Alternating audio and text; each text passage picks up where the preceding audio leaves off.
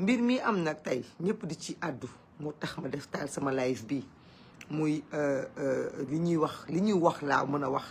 propos Azoura Fall amaana dëgg la amaana vidéo bu yàgg la man duma débat ci loolu parce que awma ci lu ma wóor li ma mën a wax mooy di gën a féliciter patriotes yi parce que féliciter leen mooy ñun xam nañ ni même suñu bëggantee même suñu àndee même suñu bokkee boor bu ñu waree waxante dëgg dañuy waxante dëgg te ñun ñëpp mànkoo nañu ne saaga baaxul ñun ñëpp mànkoo nañu nit koo xamante ne dangaa nekk ci wetu njiit dafa am yoo xam da nga koy war a moytu dafa am yoo xam da nga ko war a daw d'accord nañu ko ñun ñëpp d'accord nañu te muy féliciter grandeur d'esprit boobu ñu am ndax bu ñu neexoon nag ñu far ndaxte ñun dafa am lu ñu boole bu ñu neexoon nag ñu sot ndax ñun li ñu boole dafa fort te buñ koy dund tey ñii nga xam ne ñoo taxaw duñu joxe ay leçons de morale ñooñu ña nga woon taxaw fee duñu seetaan dañuy dóor mais su ngeen gisee ma ne damay saluer taxawaay bi parce que ay nit bu ñuy ànd dañuy ànd ci dëgg nit boo bokkee ak moom sax bu juumee da nga ko war a jubbanti waaye boo ko jubbantee ba pare du tax nga wàcc ko du tax nga sànni ko du tax nga jalax ko ci biti déedéet da nga koy téye jàppale ko gunge ko parce que nag Azoura Fall ak lu waay mën a wax ci comportement wam lu bari ça laisse à désirer war na mën a góorgóorlu ñëpp xam nañ ni kenn la ci jàmbaaru projet bi kenn la ci engagement te li muy dund tey nii c'est pas pour lui chercher des excuses de déedéet parce que nit ku nekk li nga def tu es responsable de tes actes mais tey ñii taxaw tey di ko ŋàññi di ko joxoñ baaraam mais ñooñu démb bi ñu koy jàpp moom Azoura Fall di ko torturer di ko jàpp di ko def ay retour de parquet plus de 17 fois di ko jàpp di ko yóbbu rëbës gii ba mu ñàkk ci santeem ba mu ñàkk ci sax ndiggam ba bu muy génn békki la génnee ñooñu fan lañ nekkoon ñooñu fan lañ nekkoon mbokk yi nañu gën a defaraat suñu diggante nañu gën a dëgëraat suñu ànd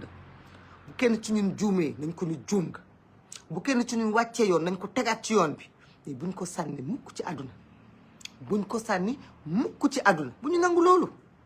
bu ñu nangu ku ñu jox ay complexe naan nu non yéen a waxoon lii yéen a gënoon nii dama ni ñooñu di ñu wax yéen a waxoon lii ak yéen a doxalee woon nii bu seen ay pexe antu woon kon tey duñ toog fii bay doxal réew mi ni ñu koy doxalee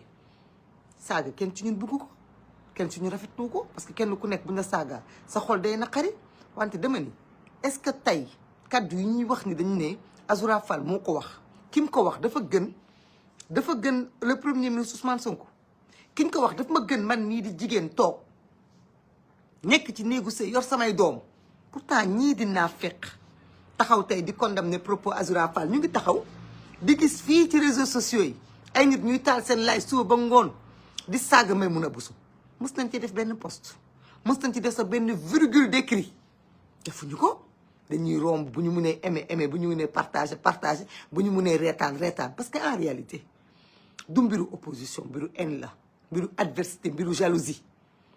ñii tey taxaw naan dañuy condamner saaga ñi saaga Macky Sall man de rafetlu ma ko parce que du ma saaga am naa ay argument te dama bëgg man su may défendre samay opinion ma koy def ci argument di ko def ci discipline du ma ko def ci saaga mais dama ni ñoom fan lañ nekk bis bu yàlla sàkk ñu gis fii ay nit ñu toog di wi suturay président de la république ak bu premier ministre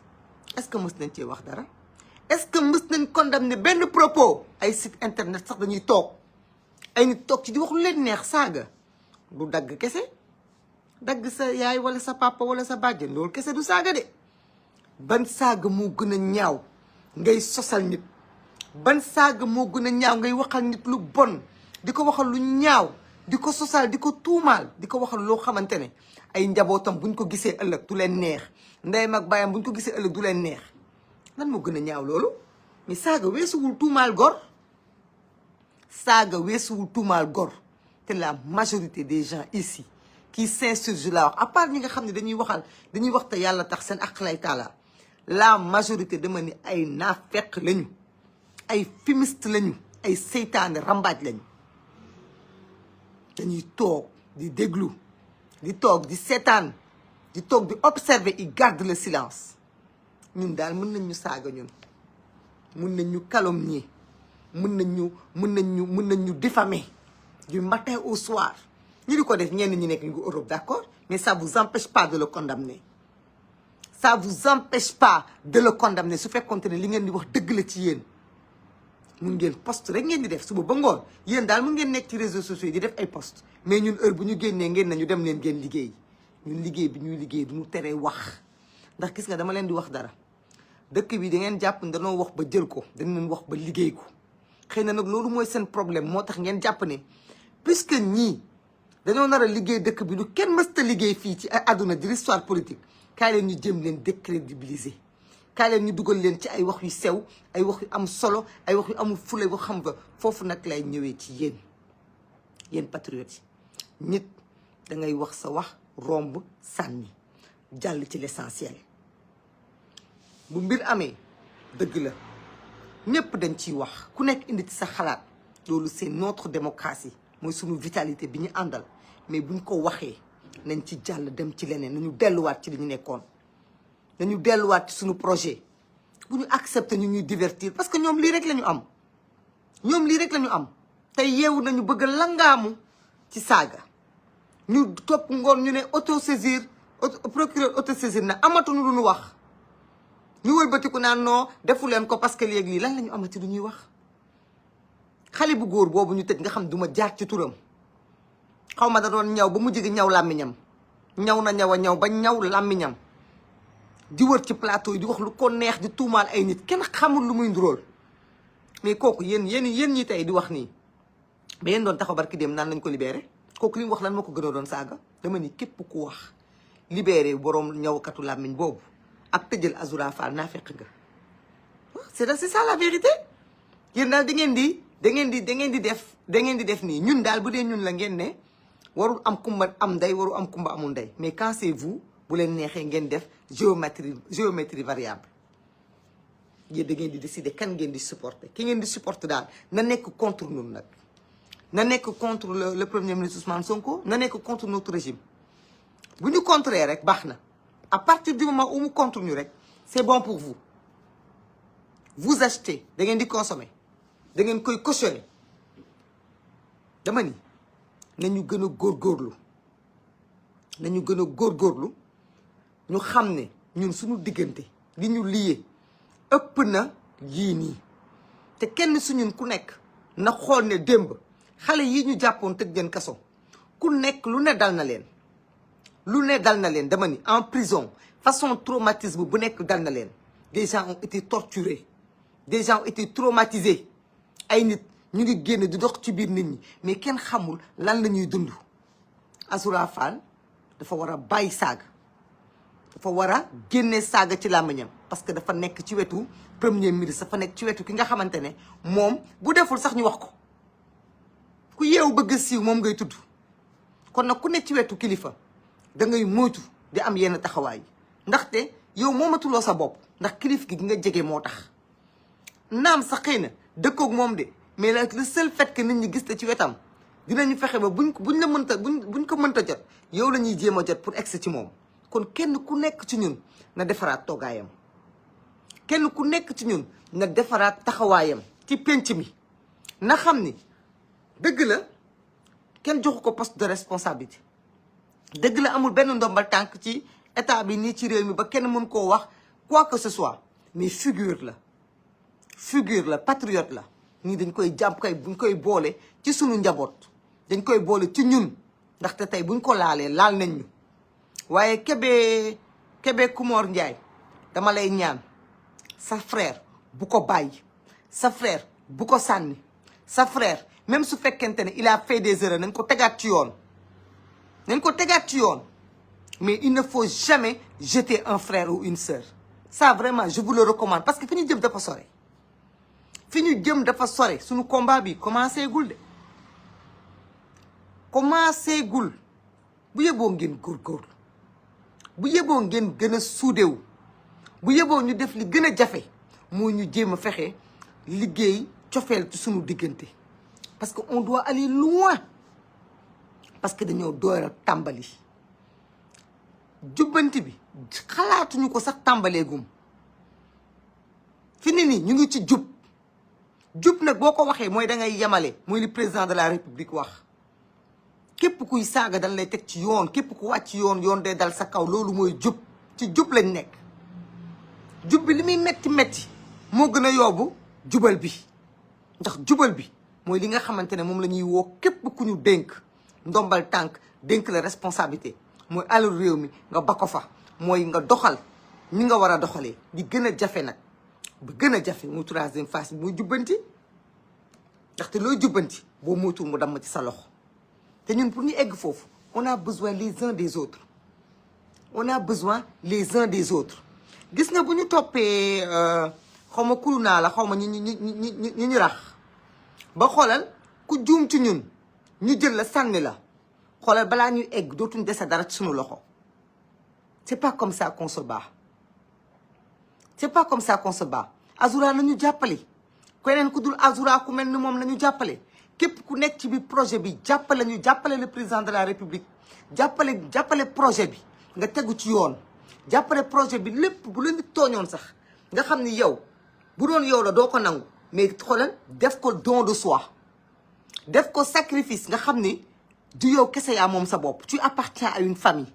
waaye nag famille bi nañu xam ni famille du lu ko bon rek nga génne ci famille bi sànni ci biti bu yàggee kenn du des ci biir kër gi bu yàggee kenn du des ci biir kër gi loolu nañ ko bañ nañu ko bañ bu ñu nangu ku ñu jox ay complexe bu ñu nangu ku ñu jox ay complexe nañuy waxante dëgg bu ñu ko waree wax bu dëgg yi jeexee ñu joxante waat loxo ñu bëggante ñu ànd ñu suudewu ñu xam ni fi ñu jëm on a besoin de tout le monde on a besoin de tout le monde bu kenn nangu ci ñun ñu ñuy wàññi ndaxte amul kenn ko parfait tey man mën naa juum bu ma juumee ni ma ñëpp teg ci yoon jubbanti ma wax ma li nga def ci yoon wax ma lii ak lii buñ ci jàllee nañu jàll ci leneen bu keneen ñëwee di ma song nañu ñëpp nañu wëlbati ko song kooku ku dugg ci sunu xeex nañu wàcc sunu xeex ci sunu biir dem xeex ak yow waaw loolu mooy dëgg parce que on est une famille on a un projet à défendre amul leneen parce que loolu sax loolu la ñu diine ak yàlla sant gis nga sunu biir bu ñu waree waxante nañu waxante mais bu ñu kenn raxee nañu wëlbatiku ñun ñëpp dellu ci kaw kooku parce que gis nga ñooñu di ñu rax lu ñu bëgg xam nga mooy lan bis bu yàlla sàkk ñu bàyyi kenn ci ñun bis bu yàlla sàkk ñu génnee kenn ci ñun chaque jour ñu wàcc kenn loolu pour lan ñu koy nangu loolu pour lan ñu koy nangu bu ñu nangu loolu bu ñu nangu loolu kenn su ñun ku nekk na xam ni ñun kenn matul ci ñun dégg nga am na ñoo xamante ne peut-être ñu ngi suñu biir nii mais xëy na ñu ngi dund traumatisme yoo xamante ne ba tey jii suivi psychologique lañ laaj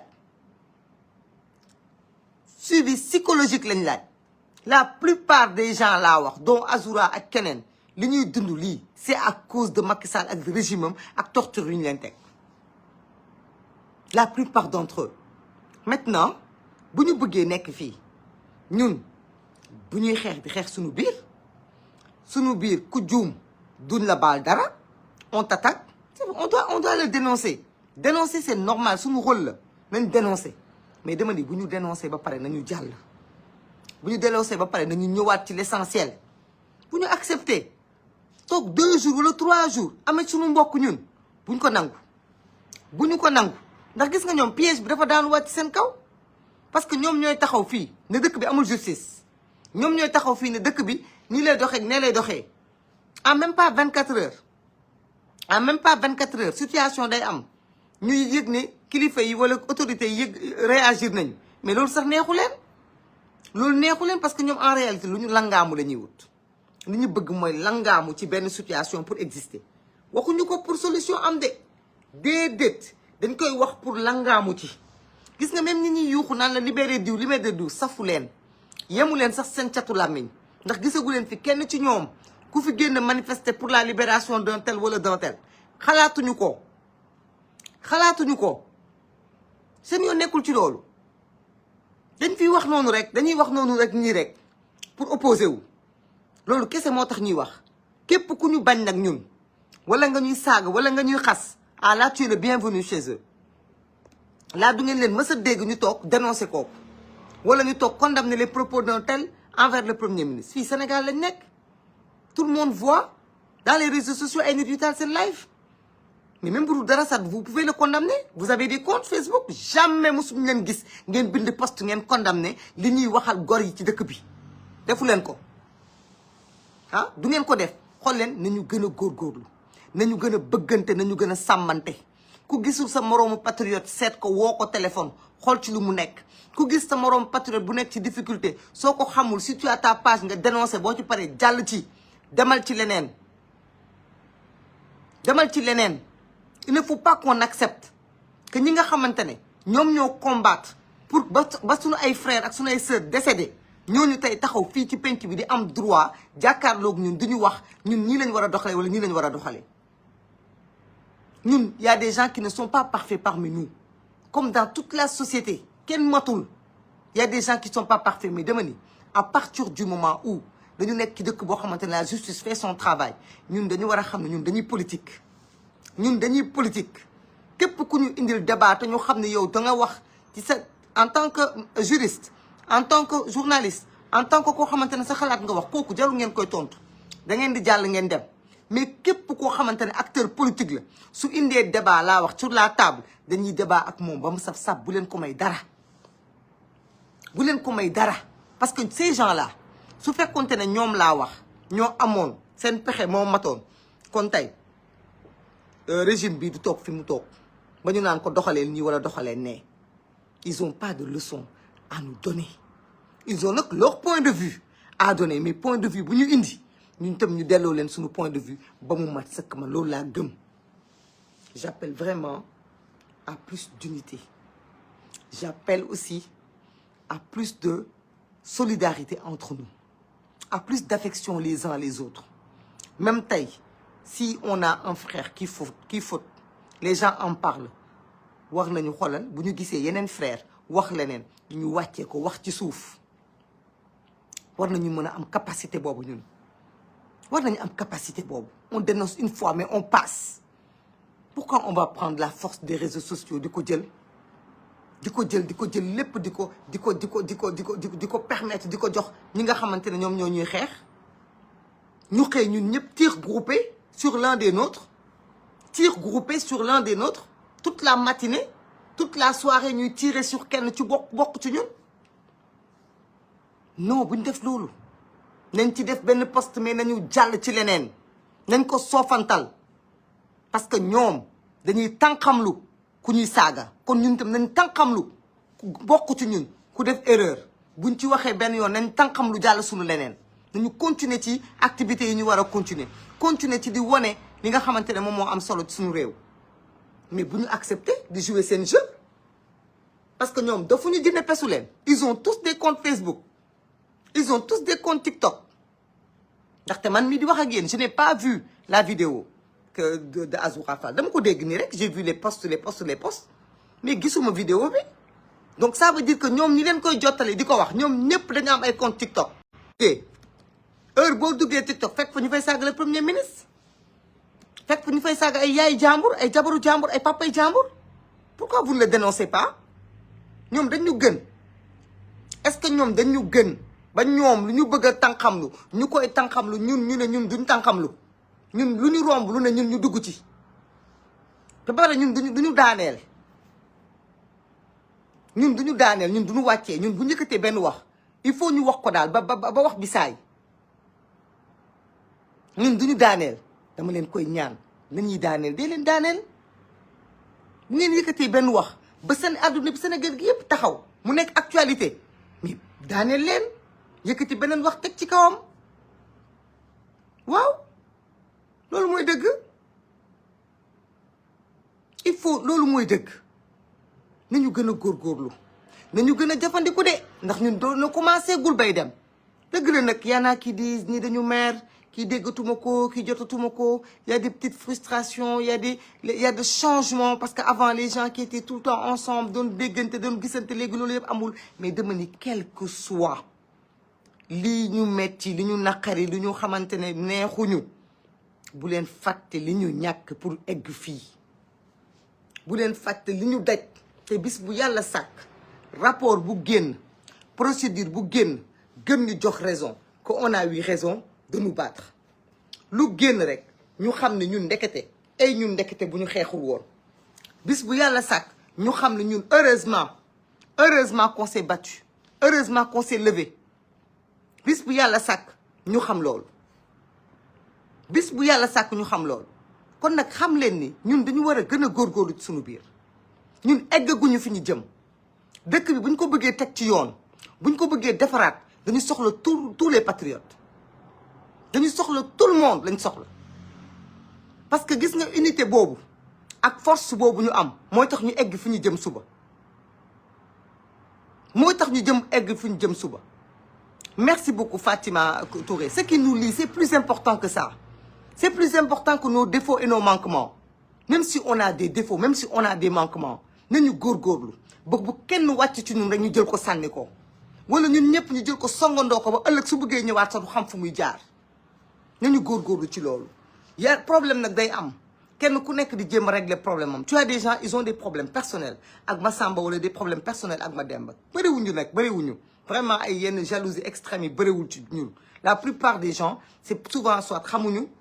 yaa ngi dégg soit dañuy topp ma riirandoo bi mais am na si ñoo xamante ne dañuy am des problèmes personnels dañuy profité ci benn situation ñu bëgg a régler seen problème yóbbaale ñeneen ñëpp seen ginnaaw bu ñu nangu loolu parce que man je connais les patriotes je sais que nit ñi vous êtes des gens réfléchis vous êtes des gens très humains gis nañ fii façon solidarité bu nekk ngeen taxawal ko fi gis nañ fii façon jàppale bu nekk ngeen jàppale gis nañ fii façon man dem naa ci dëj bu ma dem bu patriote gaañu ay moroomu patriote am laa fay fekk ñoo fay jiitu taxaw ci wetu mbokkam ñooy jooy ñooy sang ñooy def lépp fu seen mbokk amee problème ngeen jóge dëkk ba dëkk fekk ko fa xam naa seen solidarité ak seen compassion mais dama ni il faut redoubler de tout ça il faut redoubler de tout ça je ne parle pas que de gens de Pastef wala de notre parti je parle de tous les patriotes je parle de yéen ñi nga xamante ne yëpp sympathisants militants yéen ñi nga xamante ne yëpp yéen a yéene le président Bassirou Diomaye Faye réussite mais surtout yéen a yéene président Ousmane Sonko mu am réussite yéen ñi bëgg dimbale Ousmane Sonko nit ki soo ko bëggee dimbale nga bëgg ko da nga koy jàppale da nga koy jàppale ki nga bëgg xam nga mooy lan mooy déjà éviter ko yenn problème yi éviter ko yenn coow yi soo bokkee ak moom da nga war a defaraat sa toogaay da nga war a xam ni yow ku mënul jot ci moom yow lay tudd njaboot gi seen comportement bi seen lii bi jot na ci moom kon nañ ko jàppale ko du lu ñuy def nii rek kenn ku nekk suñu di liggéey de kenn ku nekk suñu xoolal muy jàpp ci projet bi mais mooy xoolal mooy moytu luñ koy yabee ak lu ñuy xeebee loolu moom mooy jàppale le premier ministre Ousmane Sonko loolu mooy jàppale ko loolu mooy gunge ko loolu mooy dimbale ko président Bassirou Diomaye Faye bu ñu bëggee mu nekk à l'aise ci lee muy def ndax xam ngeen ni benn patriote buñ fi jàpp yóbbu la sax biir cacho bee wala biir parquet dama ni man ça me fend le cœur xam nga pourquoi ça me fend le cœur parce que on s'est sacrifié pour que ce pays se libère on ne mérite pas la prison mais nag bu ñu wàccee yoon dee dal ci suñu kaw bu ñu wàccee yoon dee dal ci suñu kaw parce que mënuñu defar dëkk bi ba pare di wax lii di def lee non yat bi ñëpp lay dal ku wàcc yoonu yat bi lay dal nañu bàyyi saaga nañu bàyyi wax bu ñaaw am nañ ay argument am nañ programme am nañ lu ñu wax ñii di saaga fesal leen sax dama ni yokk saaga bi la parce que ñun encore une fois dama koy waxaat tey ñun on est majoritaire dans ce pays réseaux sociaux ñun ñoo ko moom lu fi waay siiwal ñun ñoo ko siiwal kon bu ñu siiwal wax bu ñaaw nanu siiwal lu sunu gouvernement bi di liggéey nanu siiwal lu premier ministre bi di liggéey li président bëgg nañu siiwal loolu li ci des bu ñu ko siiwal bu ñu ko tasaare nañ ci tànqamlu nañ ci romb jàll dem ci suñu lu am essentiel ci ñun loolu moom mooy dëgg loolu moom mooy defar mais surtout nag nañu defar diggante yi nañu gën a defaraat suñuy diggante moo xam ñi bokk parti moo xam ñi bokk commune moo xam ñi bokk département moo xam ñi bokk quoi que ce soit nañu waxante dëgg diggante yaa ngi yàqu diggante ñu ngi yàqu ñu ngi xajam mbiru àdduna la nag ay nit sax ñu bokk benn kër bokk ndey bokk baay dañuy am ay problème dañuy jote loolu mënut a ñàkk mais nañu renforcer suñu ay liens te ñun on est là pour vous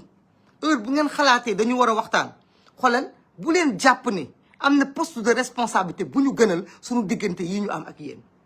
en tout cas man de sama diggante ak yéen moo ma gënal poste de responsabilité bu ma mënti am ci réew mi parce que amul benn poste de responsabilité laa wax bu may fay affection ak taxawaay bi nga xamante ne am na sama diggante ak yéen.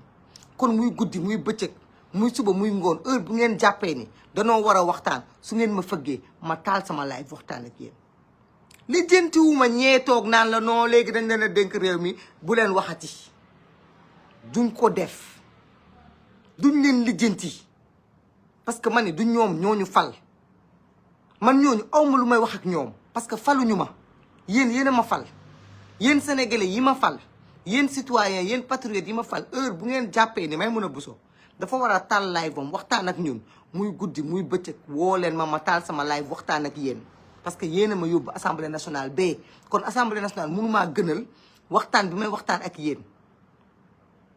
keneen ku fi wax leneen dama ni dangaa mer te soo meree da ngay dem toog ku mer bokkoo parce que nit ki balaa nga koy wax defal lii dafa fekk yow nga fal ko fa mu nekk pour def ko. kon yéenay suñu ay kilifa ñaari yoon benn ci fal bi ngeen ñu fal ñaar ci bokk bi ñu bokk.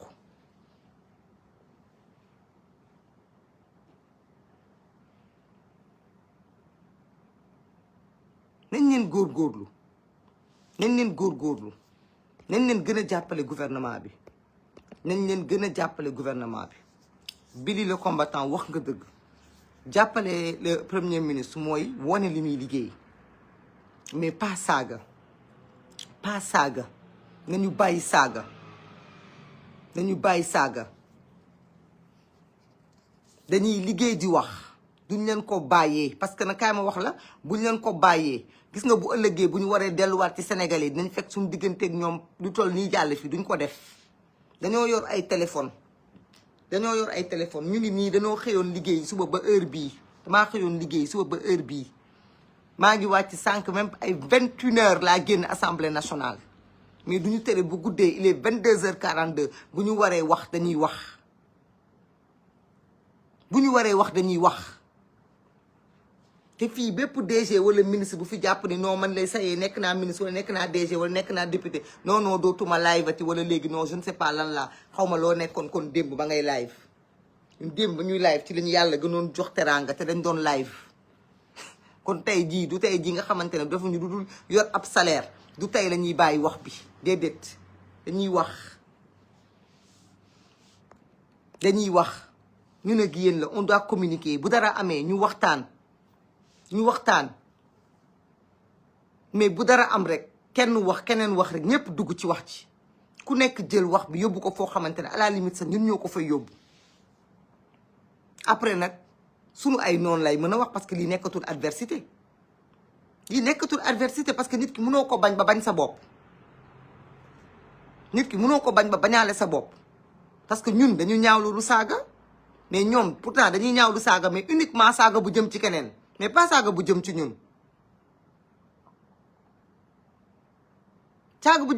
ñoom duñ ko ñaawlu duñ ko condamner ça ne les dérange pas au contraire ça leur fait plaisir. Macky Sall daf ñu gën keneen ak keneen daf ñu gën kon pour lan ñu nangu ñu ñuy saaga pour lan man ñun duñ leen mën a mere ñun on n'a pas de haine pour ñoom parce qu'on n'a pas la place pour la haine.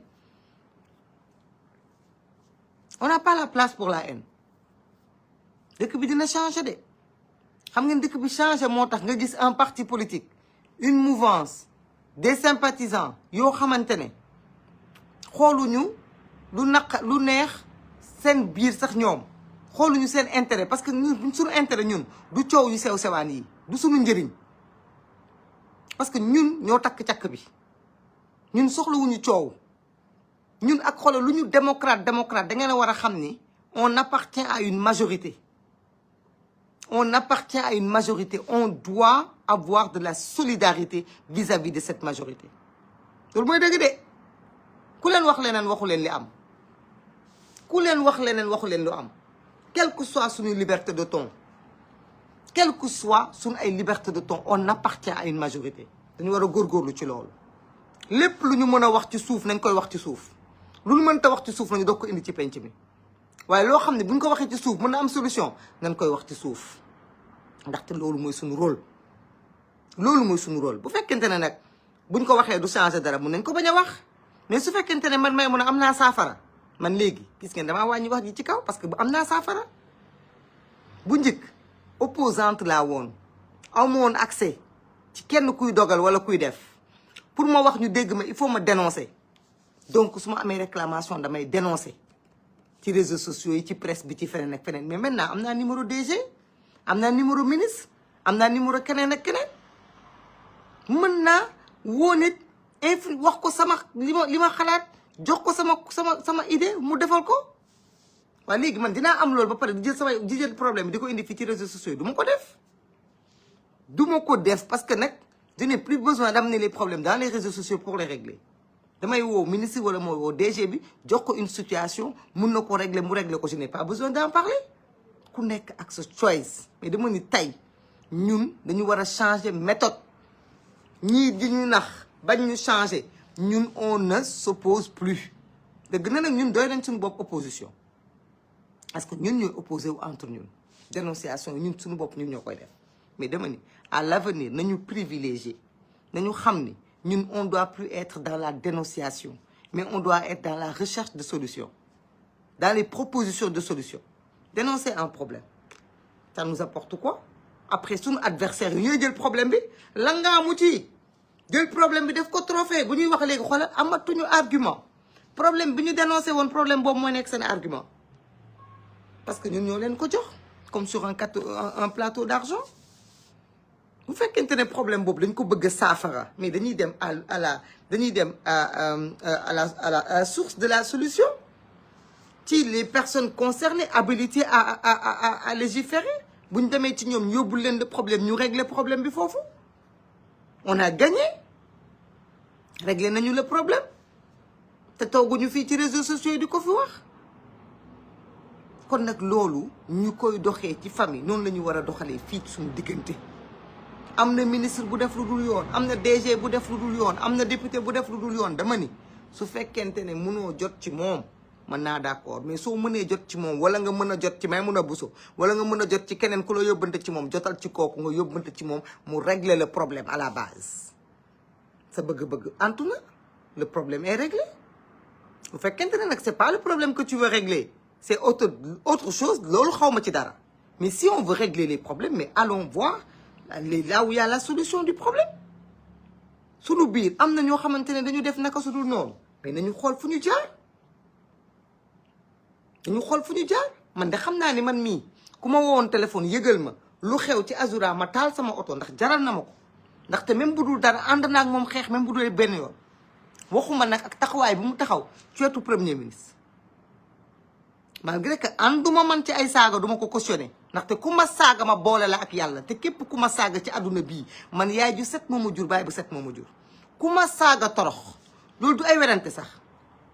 képp ku ma saaga yow ak yàlla damay julli ñaari rakka boole la ak yàlla suñu borom te billaahi da ngay torox parce que man du ma tooñ du ma nangu ku ma tooñ ma kalaame la ak yàlla ndax moo ëpp doole ñëpp du ma la woon sax ne existé nga aw ma sa temps mais dama ni man ku ma woowoon wax ma ko ma taal sama oto dem seeti ko woo ko téléphone ndaxte déconné woon na fi amoon na fi ay problème mais bi ñu ko wooyee waxtaan ak moom dafa bàyyi moom ak beneen patriote dañ ko woo mu bàyyi kon nañuy privilégier yooyu nañuy privilégier loolu connexion suñu biir waxtaan suñu biir yóbbalante suñu biir diw def na lii d'accordu ñu ci ngeen seet ku ngeen yóbbante ci moom yaa ngi dégg kooku wax ak moom mu bàyyi ñu jàll ci leneen nañu gën a góorgóorlu waay nañuy gën a góorgóorlu waay nañu gën a bëggante nañuy gën a soppante nañuy gën a yërëmante nañuy yërëmante penc mi dañ koo bokk de waaye bi leen ñu ko bokkal ñoom li ñu yéene ñun yéene wuñ leen ko yéene wuñ ñu jàmm de yéene wuñ ñu jàmm ndaxte li tax man la yéene wuñ ñu jàmm fu ñuy fekk ñu ñuy wax keteme dañ naan pattaaral ànd ci noppi yàkkamtiwuñu lu dul suñu defet waaw ku jotee ak ñu mel noonu nag da ngay góorgóorlu bañ a am defet da ngay góorgóorlu bañ a am défaite te léeg-léeg stratégiquement yenn défaite yi sax da nga koy nëbb doo ko siwal parce que c'est stratégique parce que ñi nga seqal defuñu fi ne ni ñu ngi seetaan live bi di ko xool defuñu lu dul seetaan di xool lan lañ mën a gis foofu lu négatif lu ñu yóbbu loolu mooy seen rôle waaw léegi ñun dañuy jël suñu ay ñu koy xam ñu koy waxee sax di ko wuññu suñu sutura dañ ko def am na ñoo xam ni ils doivent être soignés am na ñoo xam ne ils doivent être soignés parce que nag nit ki mënoo xeex ba dugg prison am fa ay traumatisme tey même si tu déconnes ñu lay delloowaat prison sa place de prison y a des gens ils doivent avoir un suivi psychologique dañ leen war a traiter bëri na ci société bi am na ay magum jëmm yoo xam ne ñu ngi fii xamadi yaa ngi dégg di wër plateau yi mais li ñuy def xaste yi ñuy def ak wax yu ñaaw yi ñuy wax mais moo gën a bon saaga ay illusion la ñuy def di tuumaal ay nit mais li ñuy def moo gën a salte saaga te penc mi ñëpp a ngi ci teg seen bët te kenn waxul kenn mësu ko condamné kenn mësu ko condamné kon nañu arrêté les autres ne valent pas mieux que nous n'acceptons pas ça bu ñu accepter di lyncher sunu biir sunu bopp comme ça gratuitement juste parce que on est dans une mode démocratie la nekk liberté non ñun bokkuñu ak ñeneen ñii ñun dégg nga ñu ñooy opposé wu sunu bopp dafa am ay limites loolu dafa am limite de ñun nañu opposé wu sunu bopp d'accord ñun nañu am liberté de ton d'accord ñun nañu nekk nit ñoo xamante ne ay nit ñu dëggu lañu nañu ànd ci dëgg lu ñu gis tudul yoon nañu ko dénoncer mais nañ ci jàll bu ñu yàqante sunu biir bu ñu bàyyante sunu biir bu ñu sànni sunu ay frères ak sunu ay sœurs parce que ils ont fait des erreurs parce que loolu gis nga bu ñu ko continuer boo liggéey dinañ gestu du ñu gisati kenn te kon gis nga ñii nii ils auront réussi parce que nag on a besoin de tout pour faire un monde te Sénégal bi ñu jëm bëgg ko changer ñépp lañ soxla bu ñu yokkul suñu force buñ ko wàññi waaye dama ni boo tiimee saaku ceeb bi nga ne danga ko bëgg a tànn ba mu jeex tàkk ceeb bu ci ne nga gis ko loo ci gis nga seppi sànni au lieu nga raxas ko ba mu set dugalaat ko ci biir déedéet loo gis nga sànni bu yàggee doo togg doo mës a togg ba mu tudd bala ngaa teg sa cin doo fa fekk sax genn wàllu libaru ceeb te loolu duñ ko nangu parce que réew mii dañ ko war a sumb dañ ko war a taal dañ ko war a togg dañ ko war a defar ba mu baax donc bu ñu nangu di seppi suñu yubboon di sànni déedéet bu ñu seppee ba gis ni lii dafa nëx nañ ko raxasaat ba mu set voilà nañ ko defar ba mu set suñu biir la donc loolu moo waraloon waxtaan bi di leen wax ne warul gëj di am en tout cas man je reste à votre disposition dama jàppoon rek ni mission bi fi ngeen ma teg maa ngi fay jéem a def li ma mën te foog naa ni yéen seen jëmu bopp ñu bare buñ ma gisee sax dañ naan ma tata dangaa sonn tata noppalul donc xam ngeen ni sonn nañ loolu rek moo tax ma jàpp ni xëy na soxlawu leen nekk fi encore en même temps di wax en même temps di communiquer mais su ko laajee su ko jaree comme li ma leen wax bindal leen ma benn identification tata on a besoin ñu waxtaan ñu bës ñu waxtaan bu ko daajee amul benn problème wallaay lii ngeen di def sax ci TikTok yi di ko waxtaan yenn waxtaan yi nga xam ne rafetlu wuñ ko wala yenn yoo xam ne mooy loolu su ngeen bëggee ñu waxtaan ñu dem foofu daje foofu su leen neexee di def ay live ngeen di dugg man pourquoi pas def ay live même fii ci Facebook invitente ngeen ñëw dugg ñu waxtaan comme nañ ko doon defee ay moment Jules Charles amul benn problème baal naa leen yéene sama njaboot baal naa leen ah bilaay xool leen ci njiit yi rek xool leen ci njiit yi su ngeen bëggee ñuy waxtaan ñu def ay live fii nii ñuy waxtaan bu ko defee ñu organiser ngeen ne ma tata dañu bëgg a waxtaan ci tel thème tata dañu bëgg a waxtaan ci tel dossier tata dañu bëgg a waxtaan ci tel sujet yéen ngeen indi ko parce que man yu bëri yéen a ma gën a xam sax ngeen invité ma wala man ma invité leen ma def ko ci sama journal invité leen wala yéen ngeen def ko invité ma ñu waxtaanee ko ba mu yemb incha allah ñu waxtaanee ko ba mu mat dégg ngeen voilà nañuy def noonu dégg ngeen nañuy def noonu ñu gën a échanger ñu gën a jegeyoo ñu gën a rattaxal diggante yi gën a rattaxal diggante yi c'est vrai que c'est pas facile c'est vrai que c'est pas facile parce que bon les attentes sont nombreuses beaucoup voilà ñi ku nekk yaa xam situation bi nga nekk mais nañu xool li ñu boole nañu xool li ñu ñàkk tam ba egg fii ñu bàyyi suñu ginnaaw ak fi ñu jëm ci suñu kanam eggaguñu de ñu door a départ rek mais eggaguñu te yoon bi dafa bëri xaaxam te ñi ñu ko seqal tam ils sont prêts à tout tey la ñu gën a rakkaaju sax parce que tey la ñu xam réellement ce qu'ils ont perdu voilà ils se rendent compte de ce qu'ils ont perdu donc tey lañ gën a déterminé pour dellu si waat kon ñun nañ tam nañu gën a déterminé pour tey li ñu yor nañu gën a déterminé pour tey li ñu yor képp ku romb ah mbokkam boo xam ne mu ngi doxalee naka sudul noonu ah dina ko na ko góorgóorlu yeddu ko ci ruq bi da ngeen soxla mbolde bi Mamadou bëggoo mbolde bi mbolde baa nga ne mais dama commandé yeneen mbolde yoo xam ne ñu ngi ñëw ay mbolde focus yu bare su boobaa wax naa leen ko je vous le promets dinaa woote fii ci Facebook bi jox leen benn rendez-vous ci benn salle boobu yéen ñëpp di ngeen di ñëw ñi bëgg a nekk ñëpp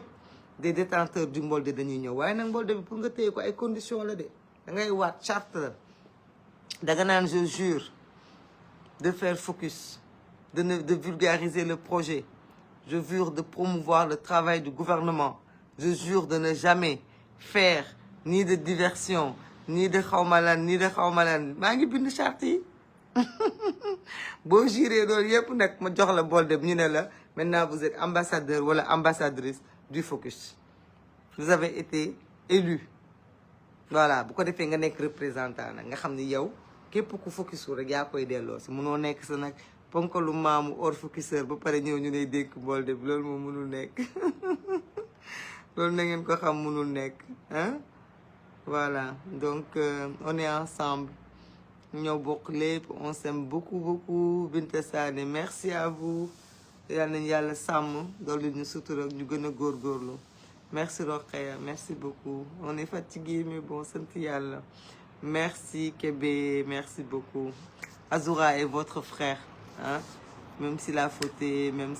si voilà même s'il a des comportements que nous on n'a pas tout le monde n'a pas comprenez-le il a vécu un traumatisme une situation difficile qu'il continue de vivre on sent vraiment beaucoup de peine quand il parle beaucoup de peine hein beaucoup de peine quand il parle on le voit pleurer on le voit peiner essayons de le soutenir et ne le lynchons pas ne suivons pas les autres bokkuñu ak ñoom objectif dénonçons condamnons mais soutenons-nous les uns les autres on a besoin de soutien nañ góorgóorlu ci sunu biir am na ñoo xam ne ils étaient là ils commencent à se détacher des fois ñu ne bëggatuñu wax des fois ñu ne dañ ciy génn nañ leen delloo si nañ leen xëcc ñu delloo si leen ñu boole leen ci ñun ñu tàllal leen loxo voilà ah bu ñu bàyyi kenn sore ñu kenn rëccu ñu voilà parce que ce qui nous lie c'est fort on a vécu des années yoo xamante ne on était benn la ñu woon dund lu metti avec des sacrifices ah donc soutenons-nous voilà c'est ce qu'il faut faire ne nous laissons pas tomber quelle que soit la situation dégg nga na ñuy góorgóorlu ñu gën a bëggante ku juum ñu delloo si la yedd la wax la dëgg mais ñu jàppale la c'est ça une famille dans une famille on s'abandonne pas voilà dans une famille on se soutient voilà on se soutient on est une famille ne regardons pas les autres ñoom duñ suñu baromètre c'est pas sur eux qu'il faut regarder exemple bu ñu leen toppoon rek bu doon ñoom kese la duñ egsi fi ñu egsi nii il faut pas les regarder voilà man je n'ai pas de respect pour quelqu'un qui a une indignation sélective da ngay choisir lu lay choqué ak lu la dul choqué quand on emprisonne un tel nga ne libérer un tel mais quand d'autres personnes tooñ di saaga des gens que tu connais yu ngay gis di leen dégg nga xam ne lu bon lii ñu leen di waxal defuñu ko laalewuñ ko nga ne pattaaral jox sa dox loolu yëfu naafeq la naafeq yi dañoo bëri suñu biir bu ñu leen topp naafeq yi bu ñu leen toppee dinañu tas suñu biir xuloo te ñoom loolu seen yoon nekku ci. Voilà, vraiment bëgguma live bi gudd maa ngi koy yemale foofu namm naa leen yéen ñëpp namm naa leen voilà. Et puis je vous dis à très bientôt. Vous me direz naka ngeen bëggee ñu def format yi, mais il faut une grande solidarité, il faut une très très grande solidarité entre nous. nañ ci góorgóorlu nañ ci góorgóorlu nañu waxante dëgg, mais rien ne nous empêche d'être solidaires les uns des autres.